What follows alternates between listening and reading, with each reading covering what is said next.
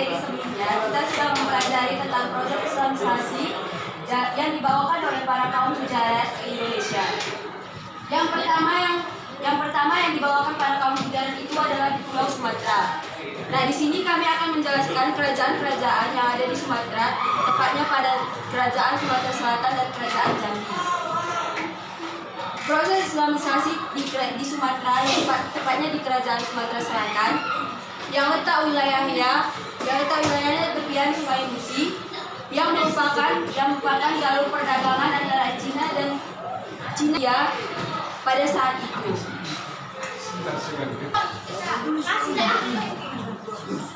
Letak wilayahnya sangat strategis karena berada pada jalur perdagangan Hindia dan Cina, dan tepatnya pada Selat Sunda, Selat Bangka, Jambi dan Semenanjung Malaka. Kerajaan Sumatera Selatan ini didirikan oleh Daputa Hyung Srijaya Negara pada tahun 1926 pada abad ke-14 sampai akhir abad ke-15, dan tepatnya didirikan pada tanggal 17 Juli pada 683 Masehi. Keadaan sosial budaya pada Kerajaan Sumatera Selatan terjadi pada pengaruh masuknya Islam ke Indonesia. Masuknya Islam ke Indonesia mempengaruhi keadaan sosial budaya pada saat itu. Sebagian besar penduduk Sumatera Selatan telah menganut agama Islam jauh sebelum kerajaan di Sumatera Selatan ini berdiri. Jadi berbagai faktor yang mempengaruhi sosial budaya pada Kerajaan Sumatera Selatan membuat sebagian besar penduduk Sumatera Selatan ini menganut agama Islam. Baik dari segi tradisi, seni maupun aspek-aspek lainnya. Keadaan politik Kerajaan Sumatera Selatan. Seorang pemimpin politik yakni Daputa Hyung Srijaya Negara yang melakukan ekspedisi militer pada pusat kerajaan pedalaman daerah ke tempat yang lebih strategis, yaitu di tepi laut. Selain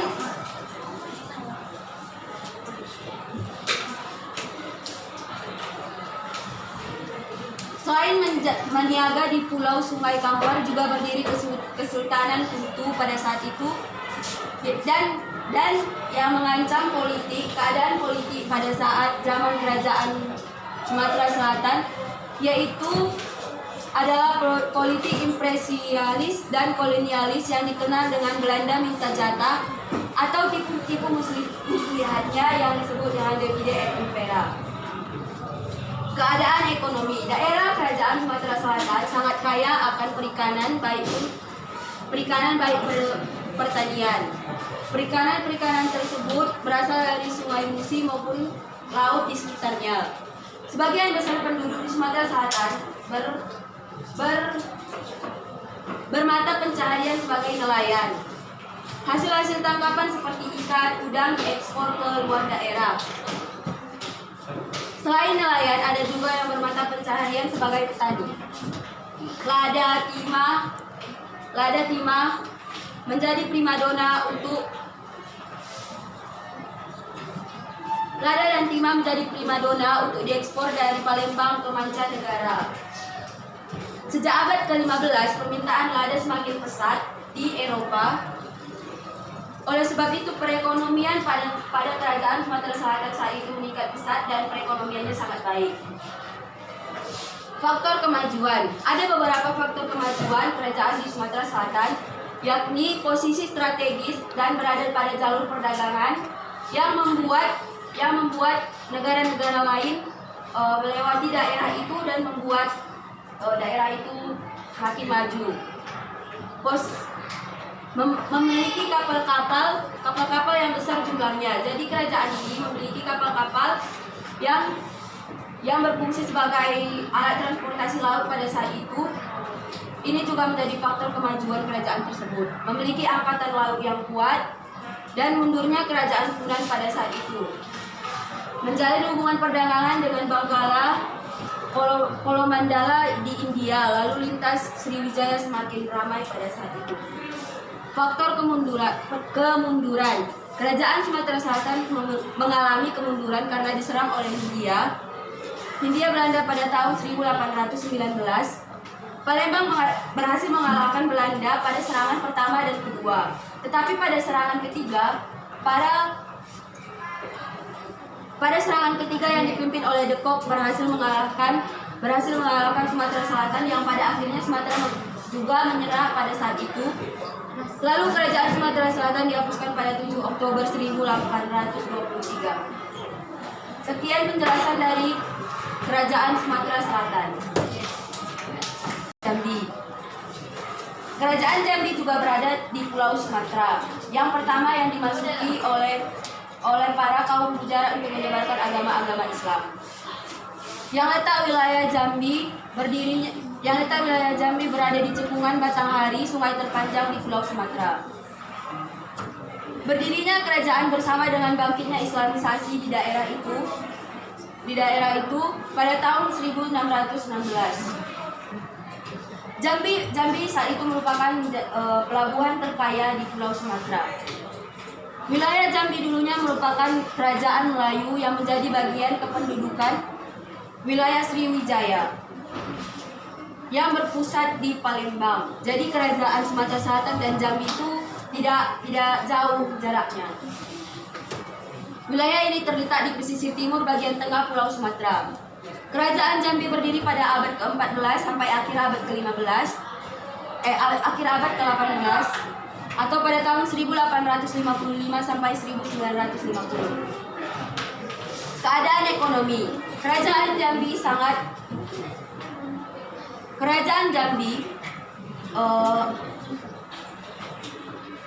faktor perekonomian kerajaan Jambi pada saat itu adalah pertanian dan perkebunan.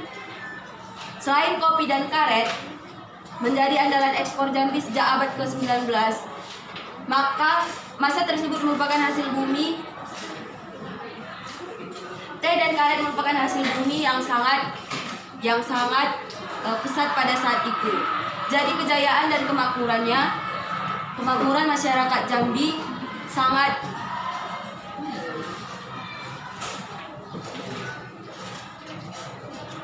karena hasil bumi seperti minyak bumi, kopi, teh menjadi yang semakin pesat, maka disitulah kemakmuran dan kejayaan masyarakat Jambi. Jambi menjual hasil perkebunan ke Cina, Singapura, dan ke berbagai mancanegara lainnya. Politik kerajaan Jambi. Kesultanan Jambi dipimpin oleh raja yang bergelar sultan. Pada tahun 1877 sampai 1879, kediaman Kesultanan Jambi berada di Dusun Tengah. Raja dipilih oleh 4 suku perwakilan bangsawan, yaitu suku Keraton, Kadipan, Perban, dan Raja 40. Jadi keempat suku bangsawan ini dipilih untuk memilih sultan dari hasil pemilihan 4 suku bangsawan tersebut, maka dipilihlah sultan kerajaan tersebut.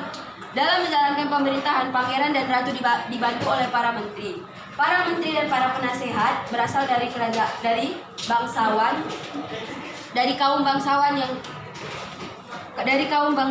yang dipilih untuk mendampingi para raja dan ratu. Sultan berfungsi sebagai pemersatu dan mewakili negara di dunia luar. Sosial dan budaya. Kebudayaan Jambi yang telah berurat dan berakar sangat dipengaruhi oleh budaya Melayu yang bernafaskan Islam. Kebudayaan tersebut masih kuat dan berdinding pada adat istiadatnya dan belum dikenal oleh banyak orang. Beragam bentuk kesenian daerah muncul mewakili budaya Jambi yang dipengaruhi oleh budaya Melayu dan terdapat hampir di seluruh daerah Sumatera. Kehidupan masyarakat Jambi dipandang dari sosial budaya adalah adat bersendikan syara-syara yang bersendikan kitab pula. Faktor kemajuan. Berdirinya Kesultanan Jambi bersamaan dengan bangkitnya Islam di wilayah itu pada tahun 1616 Jambi merupakan pelabuhan terkaya pada saat itu. Jadi pada akhir abad ke-14 Jambi merupakan vassal Majapahit. Yang dimaksud dengan vassal adalah hubungan masyarakat Jambi dengan Majapahit dan pengaruh Jawa masih mengenai Kesultanan Jambi. Selain itu perekonomian masyarakat Jambi juga sangat baik sehingga mempengaruhi faktor kemajuan dari kerajaan tersebut. Faktor kemunduran. Kerajaan Jambi yang kejayaannya pada saat itu tidak berlangsung lama karena pelabuhan lada utama diserang oleh Johor dan konflik internal. Pada tahun 1903, Pangeran dan Ratu Martaningrat, keturunan Sultan Rahana, Sultan terakhir menyerah pada saat itu. Kesultanan ini menyerah pada suku Belanda. Jambi kemudian digabungkan dengan Kesendirian Palembang. Pada tahun 1906, Kesultanan resmi dibubarkan oleh Hindia Belanda. Demikian penjelasan kami tentang Kerajaan Sumatera Selatan dan Kerajaan Jambi.